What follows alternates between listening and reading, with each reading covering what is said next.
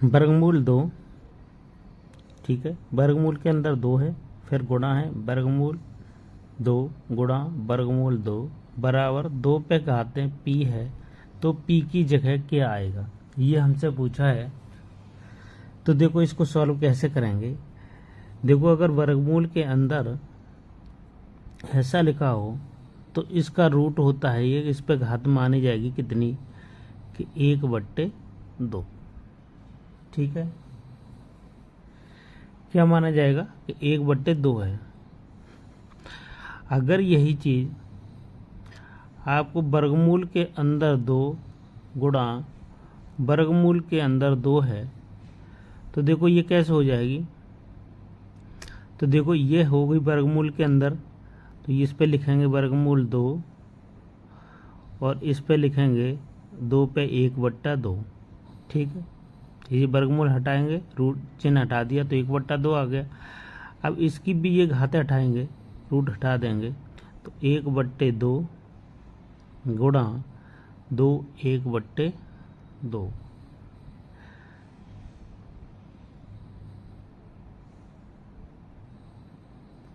ठीक है। और ये फिर इस पे पूरे पे है, तो इसका हो जाएगा 1/4, 2 और 2 और हो जाएगा, तो ये हो जाएगा यहाँ पर 4, क्योंकि ये अभी इस पे था। अगर ये ऐसे होता, देखो वर्गमूल 2 और इसके गुणा होता वर्गमूल 2 होता, तो हम इसको ऐसे लिखते कि 2 पे घात 1/2 और 2 पे घातें 1/2। अब ये वर्गमूल के अंदर है तो इसकी घातें 1/4 हो जाएगा। अगर ये और ये दूसरे के अंदर होता तो 1 कितने हो जाएगा, 8 हो जाएगा, ठीक है।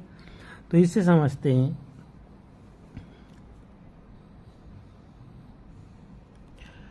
कि वर्गमूल 2 लिखा हुआ है ऐसे,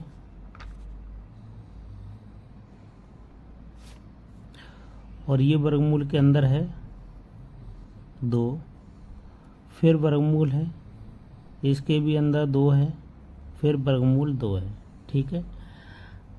अब हमें 2 पे घात निकालनी है, तो देखो यह क्या है, इसको लिखेंगे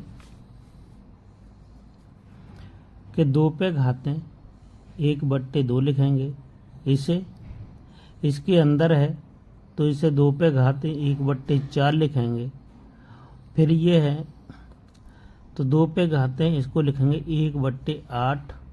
फिर ये है चौथा, तो ये हो जाएगा 2 पे घातें 1/8 दूनी 16। समझ में आया। ये वर्गमूल है इसके पूरे के अंदर, तो ये 1/2 हो गया, 2 का फिर 4 हुआ, 4 का 8 हुआ, 8 का 16 हुआ, ये हुआ। अब देखो क्या करना है, इनको लिखेंगे, एलसीएम ले लेते हैं इनका। तो इसका घातों का एलसीएम आएगा 2 पे घातें 16, ऊपर देखते हैं कितना आएगा, 2 8 16, 8 हो जाएगा।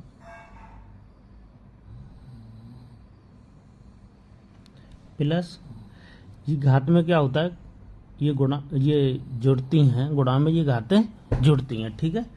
तो ये चीज है। अब देखो 4 का भाग लगाएंगे इसमें, 4 चौक 16, फिर 8 दूनी 16 प्लस 16 एकम 16, 8 और 4 12, 13 14 1 15। तो ये हो जाएंगी कितनी कि 2 पे घातें 15/16, कितनी हो जाएंगी 15/16। अब देखो हमें किससे कंपेयर करना था कि 2 पे घातें, इस पे क्या आएगा, 2 पे घातें यहाँ p है और यहाँ भी हमारा 2 पे घातें p था और यहाँ भी 2 पे घातें p था। अब तो इसके आगे 2 पे घातें p है, तो p की वैल्यू निकालनी है, p की जगह क्या देख रहे हैं, तो p बराबर आ जाएगा, क्या आएगा 15/16, क्या आएगा 15/16, ठीक है। नहीं समझ में आया, एक और है दूसरा क्वेश्चन।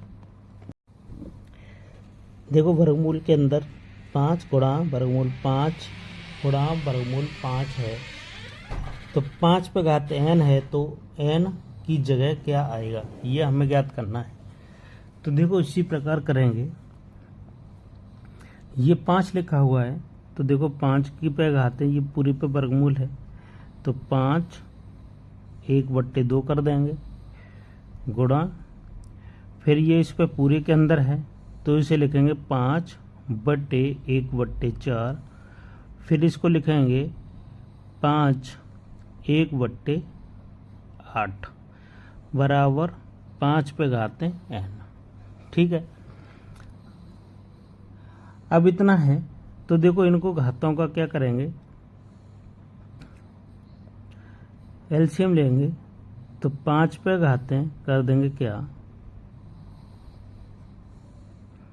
8 दूनी 16 आएगा, तो यहाँ से 2 8 16, 4 चौक 16, और यहाँ हो जाएगा 8 दूनी 16, और यहाँ बराबर 5 पे घाते n चल ही रहा है। ठीक है, ये हो गया यहाँ तक। अब करना है इसको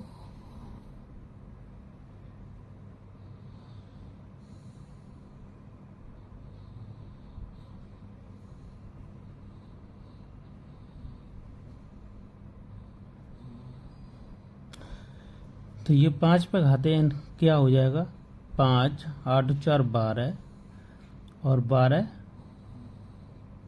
2 14, 14/16 हो गया बराबर 5 पे घाते n, 2 7 14 और 2 8 16, ये कट जाएगा आपका 5 पे घाते 7/8 बराबर 5 पे घाते n। तो n की वैल्यू निकालनी है, तो n बराबर हो जाएगा 7/8।